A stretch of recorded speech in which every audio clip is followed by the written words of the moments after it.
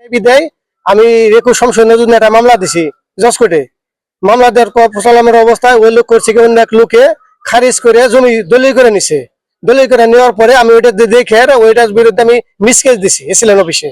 Misc case দিছি প্রায় 10 মাস হয়ে যায়, এখন আমার কেস শেষ হয় না, খালি ঘুরতেছি। কেন ডেট চেঞ্জ করে আজ নাকাল এভাবে ডেট ফেলায় খালি। তো আমার সমস্যা হলো 3টা ওয়ারিশন সার্টিফিকেট জালিয়াতি করছে। সেই বিষয়ে আমি এই বালিয়াটি ভূমি অফিসে মিসকেস করছি। তো মিসকেস করছি গত 23 সনের ডিসেম্বরের দিকে। তো 24 সন তো চলেই গেছে।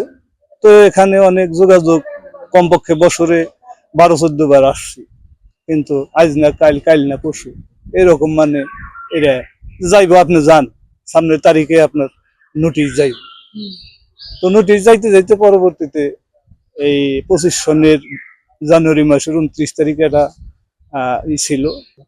এই মিসকেস নিয়ে আমি প্রায় 3 বছরের আয় হবে ঘুরতেছি, তা এখন আমার মামলা রায় হয় না।